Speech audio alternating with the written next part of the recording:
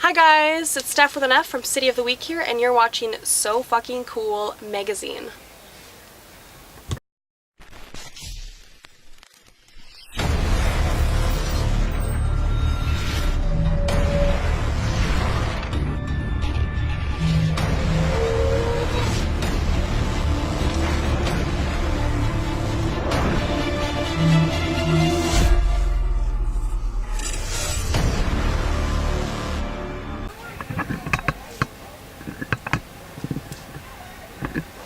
All right, so thinking cool here with Steph from City of the Week. How you doing? Doing great.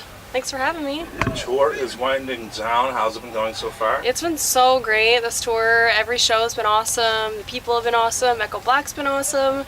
So it's been a success.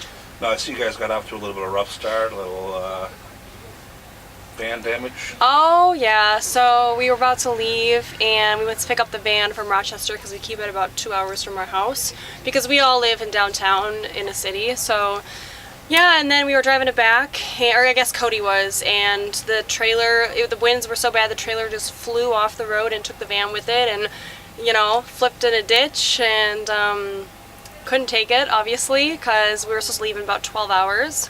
So we got a rental through some really nice guy in Minneapolis, so thank you so much for the rental. Otherwise, this tour wouldn't have been possible. You know, it's tough to find a rental that's affordable. Especially when you're somebody that's just getting a name for yourself. Absolutely. I mean, it's not like you can just make a phone call and a tour bus is going to come. Yeah. People really don't know the ins and outs of a tour of this nature. I mean, yeah. Both bands are doing fairly well. They're starting to get a name for each other, but it's still not going to be, you know, it's not champagne and caviar yet. Oh yeah, right. For sure. Now, you have been getting a lot of buzz with the cover song you guys just did. Yes. We did Incubus song Pardon Me, and we started playing it live last year. Every time we do a tour, we try and do a new cover from a different era, a different artist, and try and kind of make it our own a little bit. And doing Pardon Me was, people loved it, and I felt like the song was just so relevant today. It was kind of like, you know, before the record comes out, we were still kind of figuring out when the record was coming out, and it's kind of a lot to put out a full-length album as an independent artist, so we were like, let's just throw the single out, and it ended up being really, really great. The studio version, we kind of sat in there a couple days and just tweaking it and adding guitar layers and vocal harmonies, and we're really happy with it. Now, it's got to be pretty funny playing it sometimes because some of these kids probably weren't even born when the song came out. Yeah, I mean, we're more of like 21 plus crowd, so I feel like our crowd definitely gets it. We haven't had a whole lot of people be like, well, who's Incubus? Or, you know, it's kind of, oh, that was before our time. I just, probably because I think every show on this tour pretty much has been like 21 plus, or 18 plus at least. But I know that was my worry too, because I mean, we're all pretty young too. I mean, I wasn't into Incubus growing up. I never heard of them growing up when I was a kid. You know, I'm from Montana, so I hadn't heard of anybody growing up as a little kid. So, so that was kind of a recent find for me as well. Very cool, very cool. Now, with the generation that you're in, everything is one click away. Now, obviously that seems to be helping you guys a lot. I see one of your tracks has got over 1 million hits, is that right? That's true, White Fire Alarm. We did that video back in 2014. We rented out a boxing ring and just kind of went all out. We rented an office space, we trashed the entire place, got some friends out, and just kind of, yeah, I mean, I don't know what happened with that one. I mean, it just kind of took off. I don't know if people just really liked it or, but yeah, that one's definitely our biggest song. Now this wraps up in a couple of days, and I know you guys got a big festival coming up at the end of next month, is that right? We have Rocklahoma May 25th. You gotta be excited about that. Oh my god, yes. We've done a lot of the major festivals, like a lot of the Danny Wimmer ones in the Midwest, but we really haven't done a whole lot of those big major festivals outside of kind of like our market, so doing something in Oklahoma is going to be really, really game-changing for us, and it's with a Perfect Circle and the Used, so we're really excited. Now, do you fangirl it out sometimes when you're backstage and seeing somebody that you know and you're like, holy fuck? Absolutely. 1,000%. We obviously try to keep our cool because we want to be seen as professionals as well, but being on stage for Bring Me the Horizon and being on stage for Korn was crazy because Korn was one of the very few bands that I knew growing up, I had Brian's book, the guitar player for Korn. I had his book.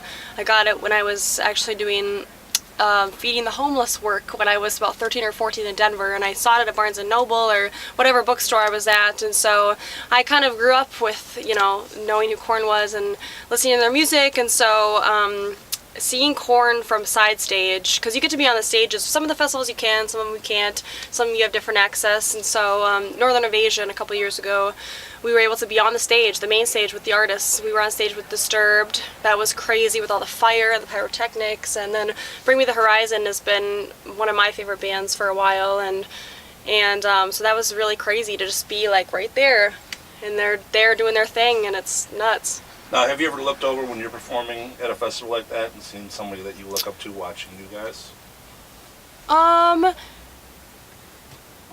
Maybe a little bit. I like Rock USA. We did the main stage for Rock USA, and we did the main stage for Rockfest. So you kind of see the other bands kind of like, checking you out for a little bit, doing their thing, like the bands that are coming after you, they're coming out of their trailers and they're watching you. But it's hard to like really focus and be like, oh, that's this person, because I'm like doing like crazy. But I mean, I definitely recognize somebody like, oh, I've definitely seen that face before, and that's always super nerve-wracking. I know Rock USA, We Came as Romans was, I believe, directly after us, so I saw some of those guys walking around, and I liked them we played with them a few years ago when we were just getting started as a band for I think it was like the Scream It Like You Mean It tour or something like that, and so it was really cool to see them kind of walking around and doing their thing, and seeing Taylor Momsen backstage, so.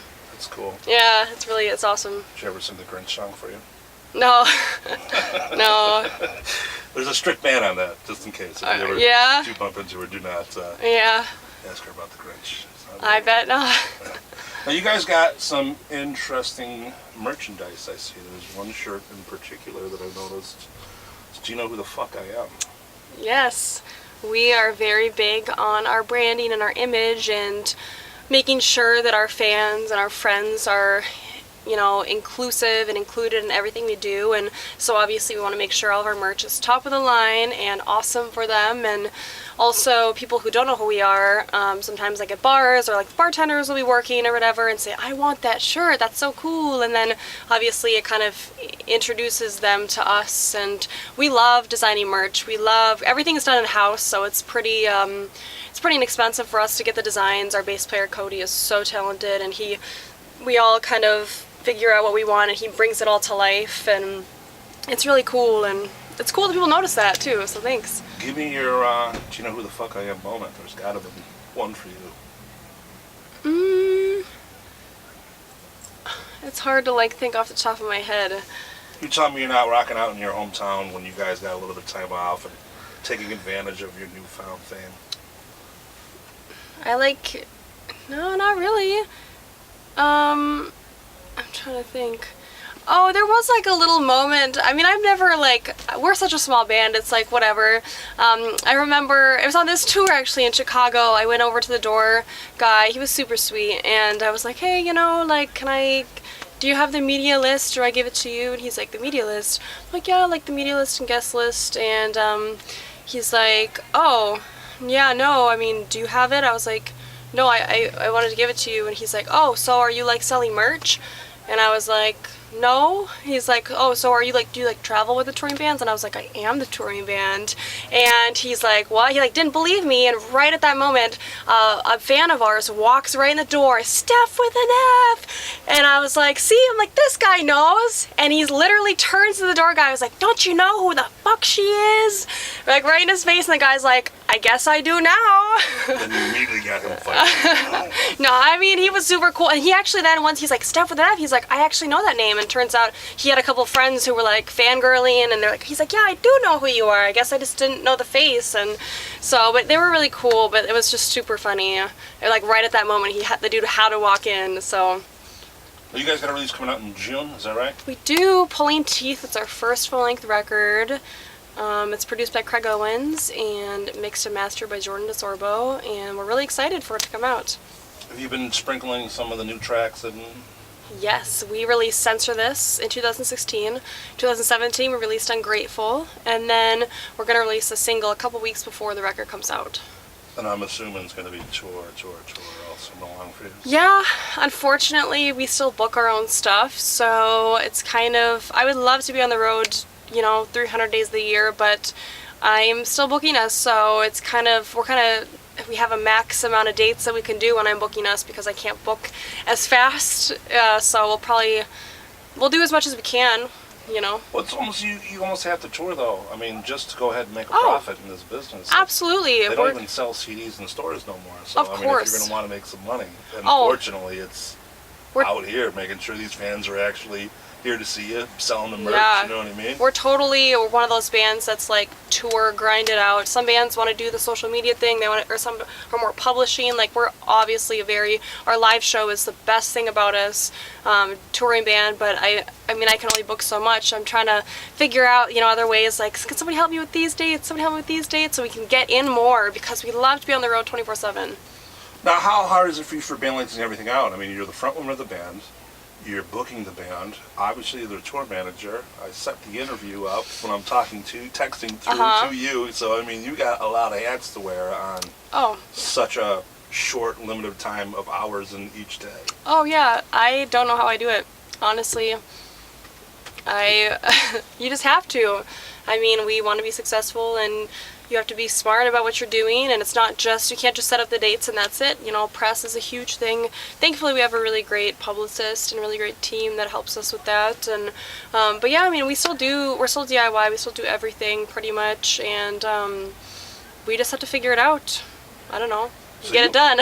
You almost got to be like the mom of this. I mean, you want to be the singer, you are the singer, but you want to be the one having fun, you want to be out there doing stuff, but you're also looking at the clock and oh yeah, we got this to do, guys. This is I mean, people don't realize when you're on the road, it ain't fucking a big tour. I mean, we're here in Buffalo, and it's not like you guys got to go out and see the falls today. You didn't get to go out and do whatever the fuck you did. I'm sure you got here, got the load in, do fun interviews like this, and then get on stage, do your thing, and get ready for the next show. Yeah, it's a lot of time spent on our computers, sending emails. Like, there was a lot of email interviews, obviously, for the tour, and coordinating with our team, our publicist, and then a lot of driving, obviously. Some have really long drives.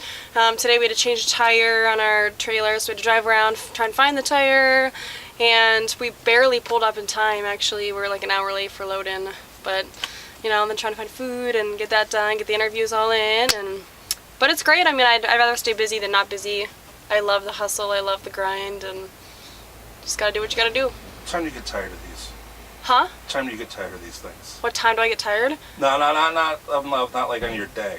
I mean, you're a new band. You got to go out, and I'm sure that your publicist is doing as many interviews as possible. Oh, yeah. But it's got to get fucking tiring at one point in time. I mean, because a lot of people are going to come in here with the same shit every single day. You're repeating yourself, doing one thing. You know what I mean? I mean, what point are you like, I had enough of this shit?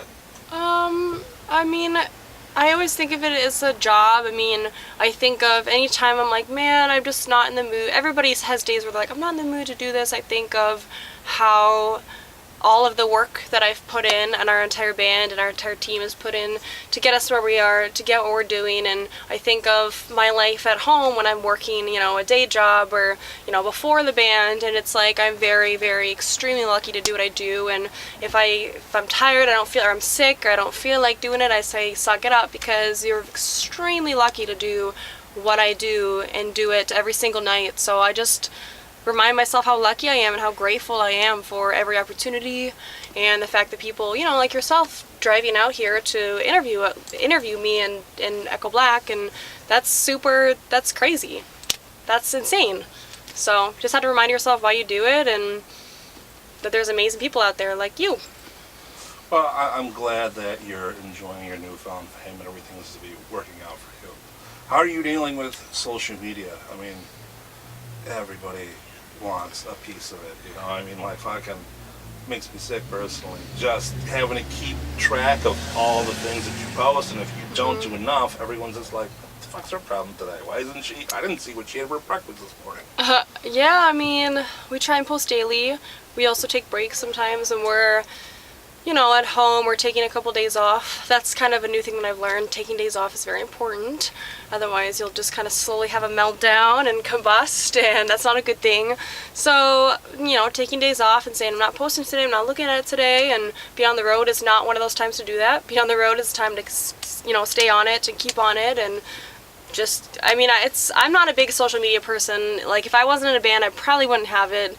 I'm just not that into it, but obviously for us, it's a really great way to stay in touch with our fans, and I love talking to them every single day and seeing their comments and replying to them, and so I like the communication. It's just the posting is it gets to be a lot, but it's part of the job. It's a lot different than it once was. I mean, years ago, people would have their downtime. They'd have an idea went on, if I pan through this bus right here, it's gonna blow people's fucking mind away of what a bus really looks like these days. You know what I mean? It's not a big, huge party anymore. It's a lot of work. It's a lot exactly. of, this is the era of the working class musician. It's not really the era of the megastar. It's not the 80s, or the 90s. So, things are just different, and each person is doing more rather than a lot of people doing less.